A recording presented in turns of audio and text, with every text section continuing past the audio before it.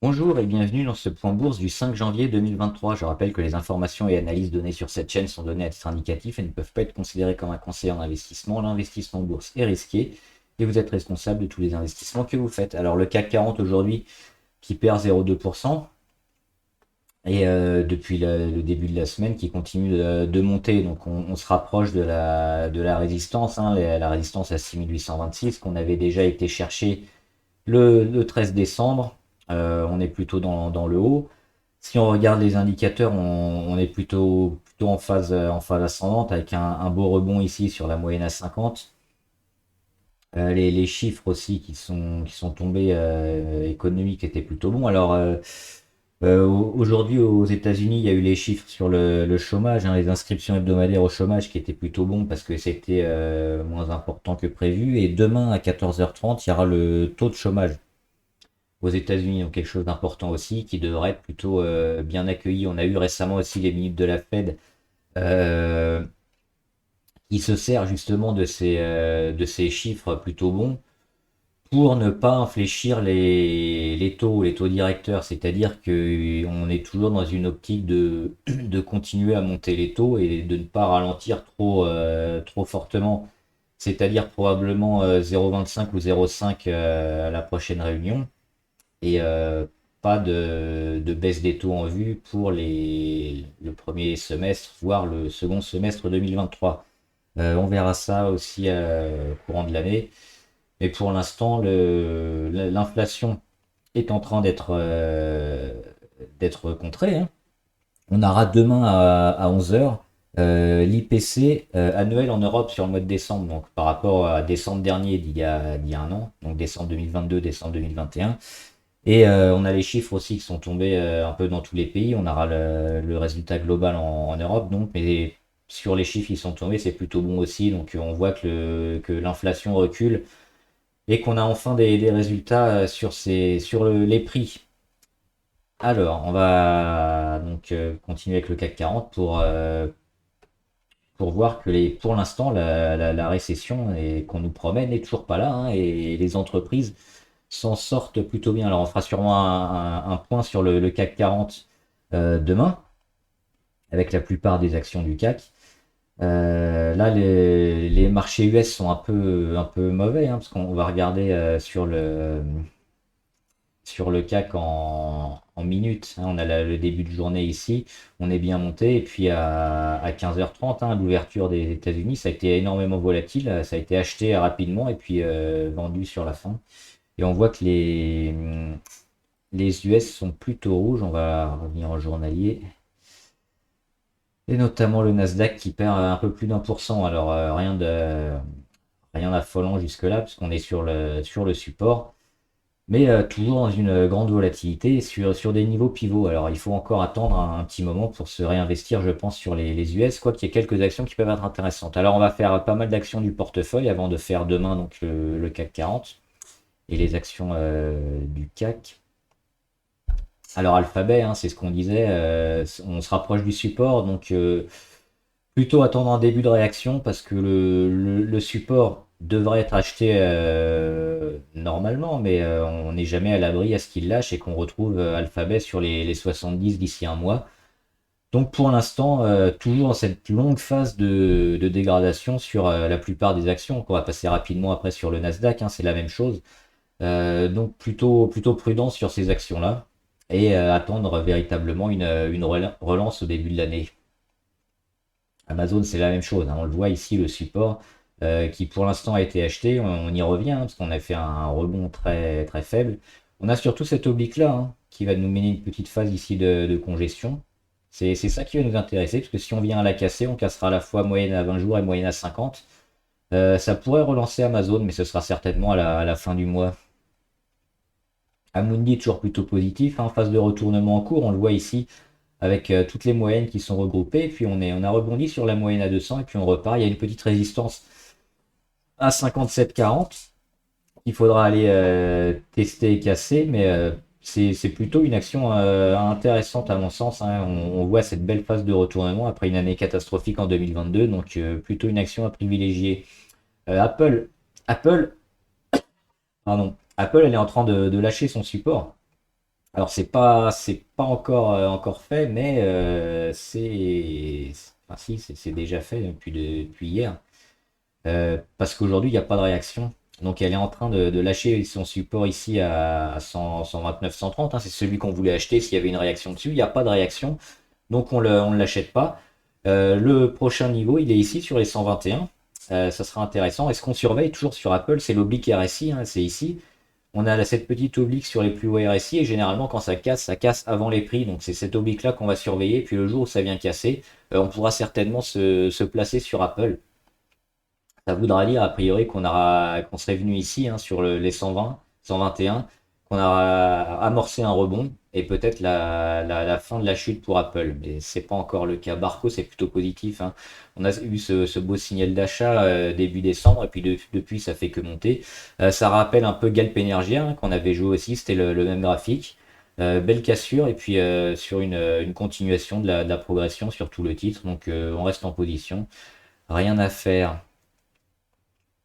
Capgemini aussi, on en avait parlé, hein, une belle zone ici entre les 150 et les 157 environ, ça s'achetait. Et on le voit, ça a fonctionné, hein, le support a été largement acheté pendant plus d'une semaine. Et depuis, on a un rebond niveau indicateur MACD, inversion de tendance depuis 2 jours. On retrouve des petits istos verts qui devraient grandir au fur et à mesure. On a frôlé les 30, on a bien rebondi dessus. On est à 50 déjà niveau RSI, donc ça a été bien racheté, hein, niveau Capgemini. C'est plutôt une belle valeur. Et puis, il y a toujours cet objectif aussi de voir la figure avec le drapeau ou le biseau descendant cassé par le haut. C'est-à-dire que si on revient ici sur la résistance autour des 176, 180 et qu'on casse vers le haut, on aura la figure où on a la montée pendant plusieurs mois. Ensuite, la phase de biseau descendant. Et puis à nouveau la cassure. Donc ici, signal d'achat. On a aussi un premier signal d'achat ici sur support. Et on aura probablement la confirmation sur les 177. Ce sera une excellente nouvelle pour Capgemini de Quenin, qu'on en parlait la semaine dernière ou il y a 2 semaines, je sais plus. Quand on était ici à peu près sur les 2,40, 2,50. Toujours très favorable, hein. Premier objectif sur les 2,78. Et puis peut-être un retournement en train de se préparer aussi sur De Koninck, donc une action intéressante à avoir, hein, en portefeuille pour se placer dessus. Maintenant, donc De Koninck. EuroAPI aussi, on disait que la chute avait été trop brutale, hein, un peu trop sévère. Et on le voit, c'est en train alors pas trop de montée ni de descente, mais de stationner un peu sur un niveau un peu neutre ici sur les 14. C'est probablement intéressant, hein, pour ceux qui ont raté EuroAPI de la reprendre parce qu'on voit que ça n'a pas été vendu après l'énorme chute, hein. On va le noter ici avec le gap. Hop, le petit gap suite au problème avec un médicament. EuroAPI, ça s'achète sur les 14 parce qu'il y a pas de vente en dessous et puis elle devrait, alors ça risque de mettre du temps aussi de reconstruire, hein, tout au premier trimestre 2023, mais sur les 14 on devrait retrouver les 15 ou les 16 avant cet été. Logiquement on surveille évidemment une zone autour des 13 ou des 13,3 parce que si on vient la casser là ce sera compliqué. Ferrari toujours positif sur Ferrari, alors ça prend un peu plus de temps que prévu. Mais on a plutôt des graphes intéressants, des chiffres aussi. On a déjà cassé l'oblique RSI, donc sur le rebond. Ici, niveau MACD, on est en inversion de tendance depuis hier. On a la confirmation aujourd'hui. On réattaque les moyennes mobiles les plus hautes. Elle est toujours en phase plutôt ascendante, hein, Ferrari. C'est toujours cette résistance à 215, hein, qu'on avait réussi à aller chercher, mais qu'on n'a pas dépassé pendant un jour ou deux, qu'il faudra aller chercher. Mais on est plutôt bien, hein, sur Ferrari si on regarde le graphe, surtout les plus bas qui sont toujours de plus en plus hauts. On le voit ici, mars 2022, juin 2022. Après, on passe ici sur octobre 2022, pareil, on passe de 167 à 190. Et puis maintenant, on rebondit sur les 200 quasiment. Donc, c'est des plus hauts qui font que monter. C'est racheté en permanence. Ça devrait déboucher sur quelque chose de beaucoup plus haut. Harmony Gold aussi, pourquoi on en parle? Parce que l'or, hein, on en a parlé dans les vidéos précédentes, l'or est en train de progresser et devrait avoir une belle année 2023, notamment au moins sur le premier semestre, hein. On a bien travaillé le niveau des 1800 sur l'or. Et on vise les 1900, voire les 2000 hein, courant de l'année. Donc beaucoup de minières vont être intéressantes, dont Harmony Gold que j'aime bien.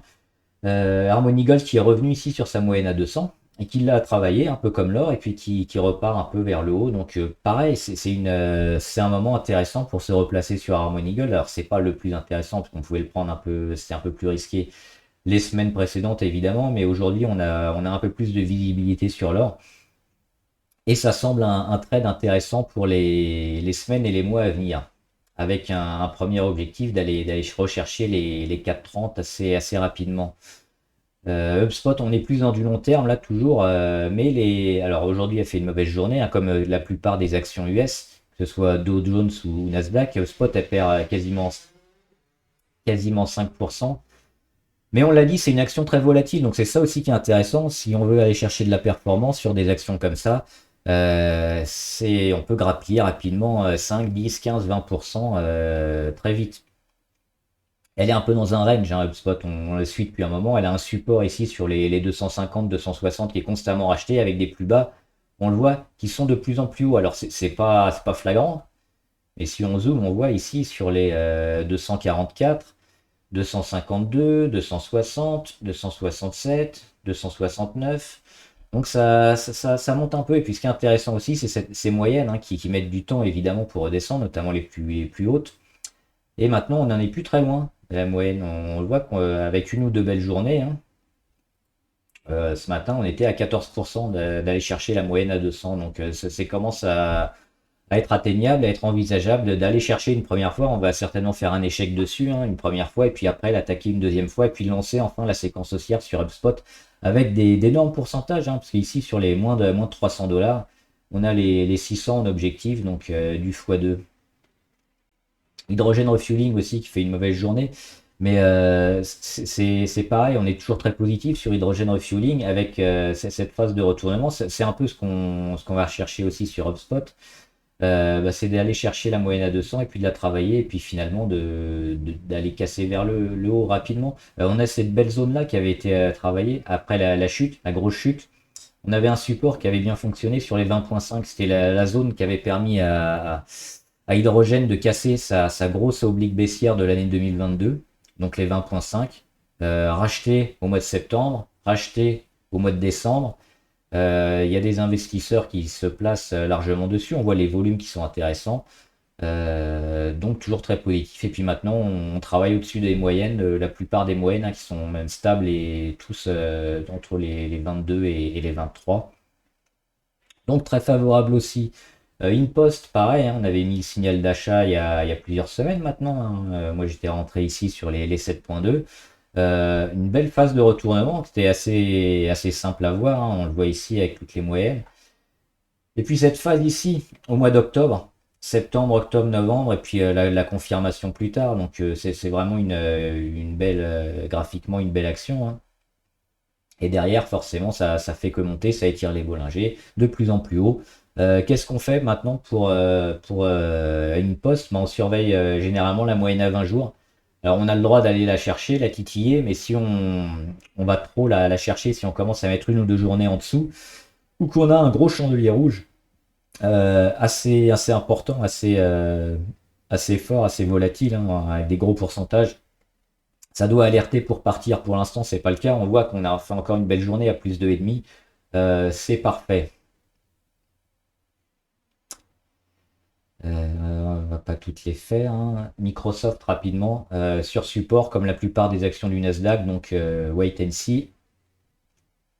Mobileye, j'en parlais hier, certainement intéressant à la voir ici sur les 29. Il est revenu hein, sur les 29.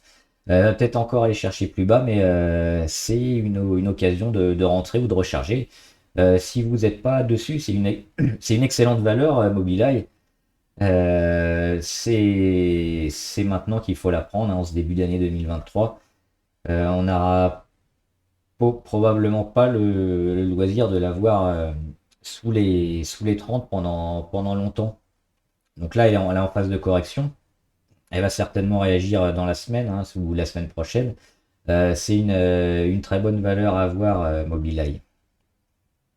Mais actuellement, oui, elle corrige un petit peu. Moderna aussi. Alors oui, je suis rentré sur Moderna. Pareil, le le timing est compliqué aujourd'hui pour rentrer sur les US, hein, parce qu'on est à une petite phase de correction. Moi, ce qui m'intéresse sur Moderna, c'est ça, c'est ici les volumes, hein, depuis la mi-décembre, avec des gros pics de volume. Alors, ça avait laissé un gap que j'ai effacé depuis. Pourquoi? On le voit ici entre le 12 et le 13 décembre. Il y avait un gros gap. Qu'est-ce qu'elle a fait après? Elle a corrigé, hein, elle a consolidé un petit peu et elle a comblé ce gap. Elle l'a comblé mercredi ou vendredi dernier. Donc ça c'est fait. Et depuis, on rend pas tellement. On voit les chandeliers qui suivent la moyenne à 50. Alors aujourd'hui, on passe en dessous. Mais c'est plutôt intéressant. Alors même si on continue d'aller chercher un peu plus bas les prochains jours, parce qu'on voit que niveau indicateur MACD notamment, on est encore un peu au-dessus et il y a certainement une petite marge encore à aller chercher plus bas. Ce sera certainement racheté parce que Moderna, outre les vaccins Covid, on le sait avec la Chine qui déconfine tous les pays européens aussi qui continuent ainsi massivement les vaccinations anti-Covid. Il y a aussi d'autres thérapies, hein, que Moderna fait, notamment des produits, enfin des produits, on va appeler ça comme ça, des produits anti-cancéreux et qui sont plutôt intéressants. Donc Moderna, elle est plus d'une arc à plus d'une flèche à son arc, hein, c'est mieux dans ce sens-là. Donc il n'y a pas seulement l'effet Covid sur Moderna, il y a beaucoup d'autres choses. Et puis avec l'argent qu'elle a gagné, hein, durant le boom Covid, elle a pu un peu diversifier tous ces labos et c'est très intéressant. Et là, le retour de ces volumes, on le voit ici avec les pics de volume, hein, pendant le Covid évidemment, qui a été monstrueux. On est monté jusqu'à plus de 450 et là on revient sous les 200 $. C'est assez peu, c'est pas survalorisé, c'est plutôt intéressant. Et on le voit avec cette grosse phase ici, Moderna, donc qui est montée un peu trop rapidement, qui est redescendu logiquement assez fort. Et on le voit, le prix se stabilise, hein, entre les 115 et les 190 environ. Donc on a une espèce de range qu'on est venu taper un peu une fois ici. Et là, qu'on vient retaper, qu'on vient dépasser. Alors on réintègre rapidement, mais les moyennes, c'est ça qui est intéressant, c'est de voir toutes les moyennes ici, avec cette petite inversion qui s'est fait au mois de novembre. Et là, on a la confirmation et on voit un nouveau canal haussier qui est en train de se dessiner sur Moderna. Donc, alors sur Moderna, on n'est pas dans du court terme, hein, c'est probablement pas une action qu'on va vendre au mois de janvier. On va la garder sur plusieurs mois, mais c'est une action moyen long terme, hein, qu'il est intéressant d'avoir aussi en portefeuille actuellement. NESR, on n'en parle pas depuis un moment, mais elle est plutôt intéressante aussi. 6.6 et pareil, toujours ces moyennes qui se rapprochent. Alors on a fait un premier échec, hein, ici sur les 7.6 où on avait donné un signal d'achat. Ensuite elle a corrigé, mais on voit à chaque fois, hein, c'est racheté sur les 5.9, 5.93, racheté en permanence. Elle a rebondi. Donc toujours assez favorable sur National Energy Services Reunited, NESR. Qui est sur le point aussi d'aller dépasser sa moyenne à 200 et de s'offrir un retournement à la hausse. À Novacite, alors pas terrible, Novacite, elle a été cherchée, hein, rapidement, on en avait parlé je crois lundi, elle a été cherchée donc, non, on en parlait vendredi, elle a été chercher le gap mardi, lundi, je vais arriver, sur les 1.7, et après elle a tout rendu rapidement. Alors en plusieurs fois, en trois jours. Mais ce qu'on voit surtout ici sur Novacite, c'est les volumes. Les volumes qui sont complètement incomparables avec ce qu'on avait les séances précédentes. Et pas sur une journée. On l'a sur 1, 2, 3, 4, 5, 6. On est déjà à 6 séances d'affilée avec des volumes stratosphériques par rapport à ce qui se faisait avant. Et là, le boom Covid est très important, notamment avec ce qui se passe en Chine, mais également en Europe. Pour les tests, hein, les tests de dépistage. Euh, Novacite, elle flirtait avec les 1, même sous les 1, on n'aime pas trop ça, mais là, elle a eu un gros pic de volume qui l'a remis au-dessus des 1. Faudra le tenir, faudra le travailler, et puis repartir rapidement, mais alors c'est spéculatif, mais les volumes nous incitent à avoir une deuxième vague sur Novacite, hein, comme on peut avoir assez fréquemment. On le voit ici sur l'année 2020 notamment, avec des grosses vagues. Il commence toujours avec des volumes énormes et puis après forcément c'est un peu rendu. Et il y a une deuxième vague qui arrive rapidement. Alors faut pas que ça dure trop longtemps parce que si ça dure trop longtemps autour des 1 et qu'on revient sur les 0,8, ce sera probablement négatif sur Novacite. Mais là, pour la semaine prochaine, la réponse ce sera probablement la semaine prochaine. Si ça repart, Novacite, ça peut être intéressant. Donc les volumes nous incitent à prendre position sur une taille de position spéculative sur Novacite. Pernod Ricard, il se passe pas grand chose. Moi, je suis toujours actionnaire hein, sur Pernod Ricard. Mais c'est plutôt intéressant parce qu'on a consolidé quasiment à plat hein, au niveau des indicateurs. On retrouve la MACD quasiment sur la ligne des zéros. Assez neutre, mais au-dessus de quasiment toutes les moyennes. Hein, donc elle est en phase de retournement aussi. Il manque un petit déclencheur, un petit boom sur Pernod Ricard. Mais ça devrait pas tarder normalement. On est toujours dans cette phase de triangle de travail. Et puis le jour où on va casser les 191, 192, belle séquence haussière à venir sur Pernod Ricard. Pierre et Vacances, j'en parle souvent. Hein, c'est une action très intéressante à avoir sur les 1. On en a parlé juste après l'explosion ici. Quand elle était sur les 0,8, qu'elle a rapidement atteint les 1, c'était un signal d'achat très fort. Depuis, elle continue. On sait que Pierre et Vacances, ils sont en restructuration. Hein, ils ont vendu un peu pas mal d'actifs pour se sauver, parce que ça allait très mal.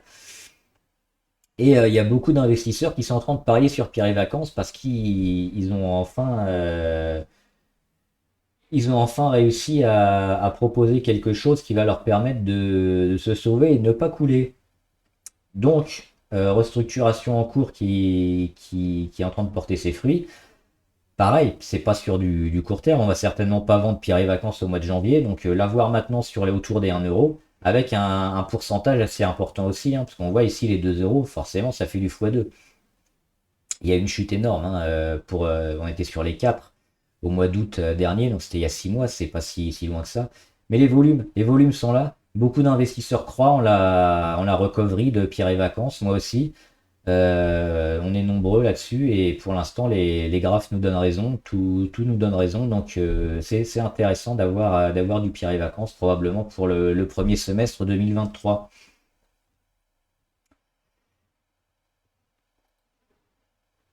Rémi Cointreau, alors Rémi Cointreau, elle n'est pas trop volatile, on va regarder, on peut croire comme ça qu'elle est assez importante, mais en termes de pourcentage, par exemple, ça peut nous paraître important. Finalement, il y a que 20% entre le plus haut ici du mois d'août et la valeur actuelle. Donc, si vous cherchez des valeurs qui n'ont pas un delta trop important, hein, pour vous sécuriser un peu, Rémi Cointreau, ça peut être intéressant. Pourquoi? Parce qu'on voit qu'on est ici sur un support bien acheté, hein, autour des 157 avec un support un peu plus bas ici sur les 150 qui avaient été achetés, peut-être un peu dans l'excès, mais le support des 157 massivement acheté, on le voit. La perte de volatilité aussi, hein, on va chercher bien haut, bien bas, et puis hop, là, depuis mi-novembre à peu près, on perd énormément en volatilité, on va chercher assez peu haut, et on rebondit à chaque fois sur le support à 157, donc on va de moins en moins haut, on garde le même support. Ce genre de graphe, généralement, ça débouche sur quoi? Sur une cassure de l'oblique, là on est en train de la tester, hein, de l'oblique à 160, et généralement une sorte de grosse mèche comme ça de retournement pour aller chercher toutes les moyennes et la résistance ici à 187. Donc sur Rémi Cointreau, ce qu'on va surveiller c'est quoi? Alors on peut éventuellement se mettre d'ores et déjà en position. Ça s'entend, c'est tout à fait gérable.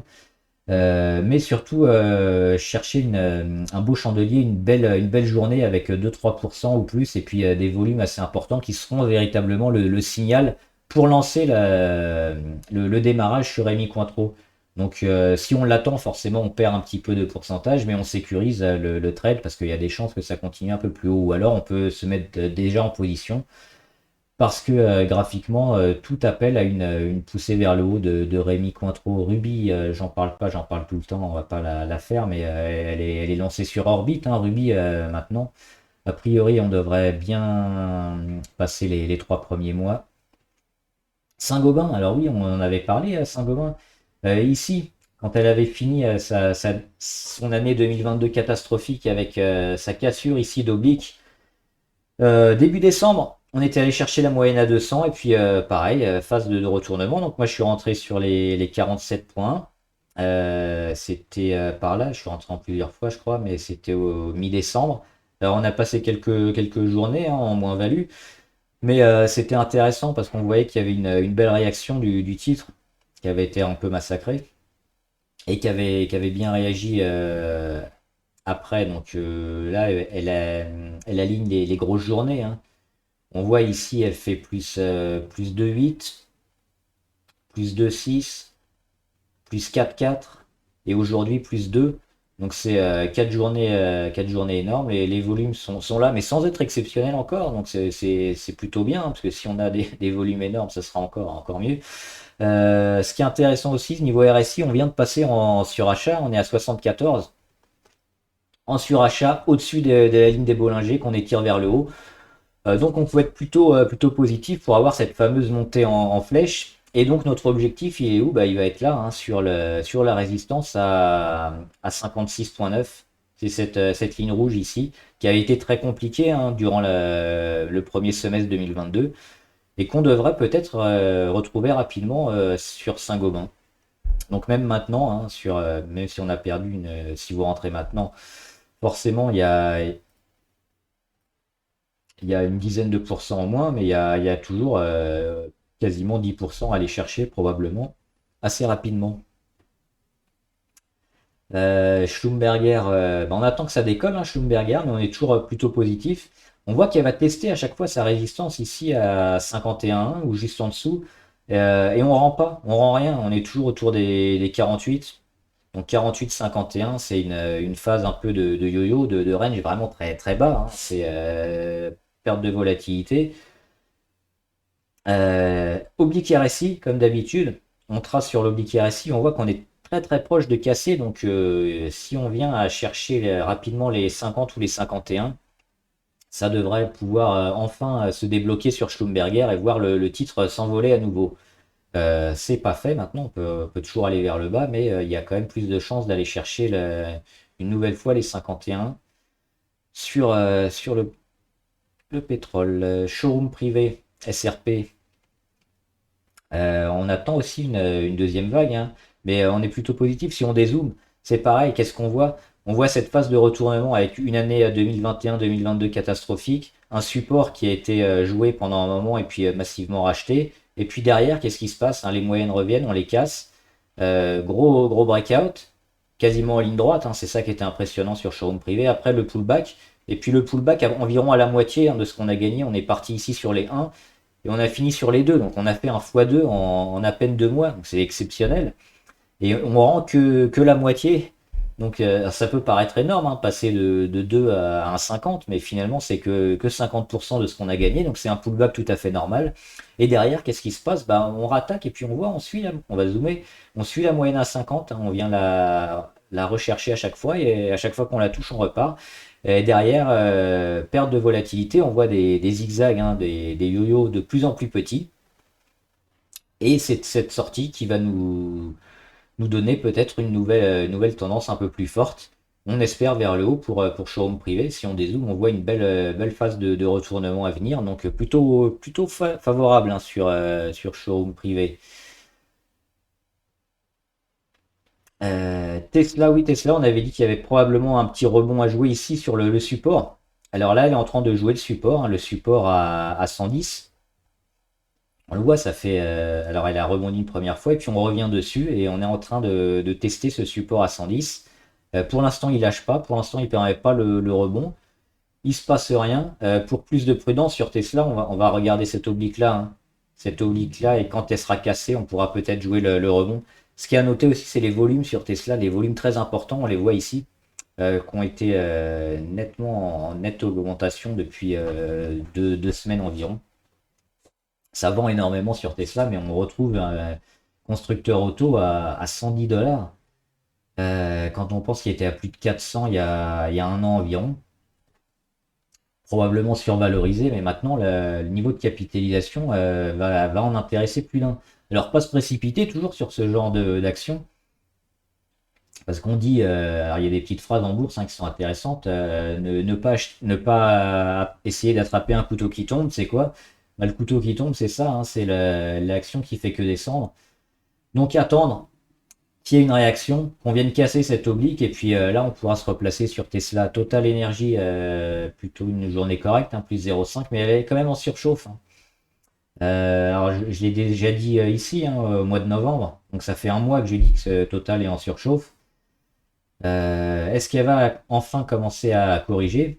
Pour l'instant, elle est entre les deux, hein, entre sa zone ici de surchauffe et puis sa phase de correction, hein, qui serait probablement ici sur les 53 ou 52. Donc attention quand même, parce qu'on est plutôt dans le haut. C'est pour ça que si on est dessus, c'est très bien de rester. Mais éventuellement mettre des stops, et puis si on n'est pas dessus, plutôt privilégier d'autres actions, ou alors attendre les quelques jours avant les dividendes qui sont toujours assez intéressants sur Total. Twax, on est dans du long terme, hein, sur Twax, on va le regarder en hebdomadaire. Hop, c'est cette très longue oblique là, c'est même pas en hebdomadaire, hein, c'est en mensuel. Hop, c'est celle-là, cette oblique là qu'on est venu casser. Hop, on est venu la casser au mois de novembre. Derrière, on vient la rechercher, hein, comme d'habitude, et on va certainement s'en affranchir mois après mois. Donc, on est dans du très long terme sur Twax, mais on va jouer les 9, 10 et plus courant de l'année 2023. United Health, mauvaise nouvelle, hein, sur United Health, parce qu'on est venu chercher la moyenne à 200. Et là, aujourd'hui, on la casse, et puis pas un petit peu. On perd actuellement plus de 2%. Et on est hors Bollinger, on est sous tout. Alors elle est coutumière du fait quand même, United Health, elle l'a déjà fait assez fréquemment, hein, chaque fois qu'elle corrige. Elle corrige toujours très fortement et elle rebondit aussi assez fortement. C'est une entreprise plutôt solide, hein, si on regarde les chiffres, elle fait pas mal de bénéfices toujours, donc a priori il n'y a pas de raison de s'inquiéter.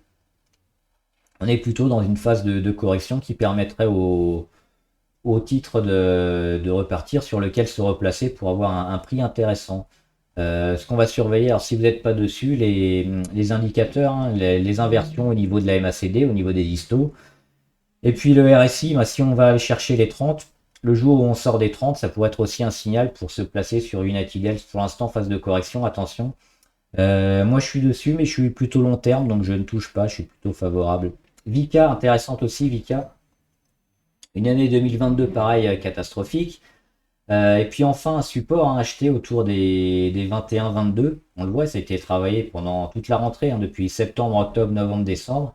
Et puis là, qu'est-ce qui se passe dernièrement? Les plus hauts qui étaient autour des 24-25, on a été les chercher une fois, et puis une deuxième fois début janvier. Et puis là, on casse. Et on voit ces moyennes, hein, les moyennes les plus longues à 200, ici en rose, et ben elles sont juste au-dessus, là. Elles sont à quelques pourcentages. Donc Vika plutôt très favorable. Pour se mettre dessus dès maintenant, hein, c'est une action à prendre probablement dès aujourd'hui, qui risque aussi de travailler un peu, parce que la moyenne à 200, elle peut faire obstacle et il peut y avoir un peu de construction, mais dans une optique pareil, moyen long terme, la prendre Vika maintenant, ça peut être intéressant. Sinon, sur pullback, on cherchera peut-être la moyenne à 20 ou 50, ou un retour au niveau des 23, mais il y a de belles chances quand même de voir Vika performer ces prochaines semaines. Avec Virgin Galactic, il se passe pas grand-chose, hein, le titre continue de descendre, là il y a un léger rebond. On attend les annonces, hein, sur les vols commerciaux. Pour l'instant, il n'y a rien, mais dès que ça va être annoncé, ça va exploser vers le haut ou vers le bas s'il y a un nouveau report.